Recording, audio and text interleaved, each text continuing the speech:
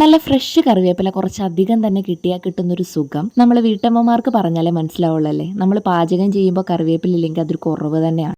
അപ്പോൾ എനിക്കും കിട്ടിയിട്ടോ കുറേ അധികം നല്ല തളിര് കറിവേപ്പില. സുധിച്ചേട്ടൻ്റെ വീട്ടിൽ പോയി വന്നപ്പോൾ അവിടെ ഒരു വേപ്പില മരം ഉണ്ട് കേട്ടോ. അപ്പോൾ അവിടെ നിന്ന് പറിച്ചു കൊണ്ടുവന്നതാണ്. നല്ല അടിപൊളി കറിവേപ്പിലായിരുന്നു കേട്ടോ. ഒട്ടും കേടില്ലാത്ത ജൈവവളം മാത്രം ഇട്ടിട്ടുള്ള കറിവേപ്പില. ഇത് നമ്മൾ ആ ഒരു കൊമ്പിൽ നിന്നൊക്കെ മാറ്റിയതിന് ശേഷം നമ്മളൊരു എയർ കടക്കാത്ത ഏതെങ്കിലും ഒരു ടിന്നോ അല്ലെങ്കിൽ പ്ലാസ്റ്റിക് കവറിലോ വെച്ചിട്ടുണ്ടെങ്കിൽ കുറച്ചധികം നാളിത് കേടുവരാതിരിക്കും കേട്ടോ.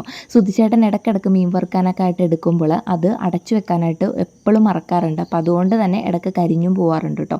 ഞാൻ ഇടയ്ക്കിടയ്ക്ക് മറക്കാറുണ്ട്, അത് ഞാൻ ആരോടും പറയാറില്ല കേട്ടോ. അങ്ങനെ എന്ത് ചെയ്തു, ഞാൻ ഒരു എയർ കിടക്കാത്ത ഒരു ബാഗിൽ അതെടുത്തിട്ട്, ബാഗല്ല ഒരു പ്ലാസ്റ്റിക് കവറിലെടുത്തിട്ട് ആ എയറൊക്കെ ഒന്ന് കളഞ്ഞതിന് ശേഷം നന്നായിട്ടൊന്ന് കെട്ടി വെക്കുന്നുണ്ട് കേട്ടോ. പിന്നെ പ്രത്യേകം ശ്രദ്ധിക്കേണ്ട കാര്യം എന്താണെന്ന് വെച്ചിട്ടുണ്ടെങ്കിൽ നമ്മൾ ഫ്രിഡ്ജിൽ ഏറ്റവും അടിയിൽ മാത്രമാണ് ഇത് വെക്കേണ്ടത്. നമ്മൾ നല്ലോണം സൂക്ഷിച്ച് കഴിഞ്ഞിട്ടുണ്ടെങ്കിൽ കുറച്ച് അധികം നാൾ വരെ നമുക്കിത് ഉപയോഗിക്കാം. നമ്മുടെ എല്ലാ കറികളിലും കറിവേപ്പിലക്കുള്ള സ്ഥാനം അതൊരു വേറെ ലെവൽ തന്നെയാണ് അല്ലേ. അപ്പോൾ അത്രേ ഉള്ളൂ.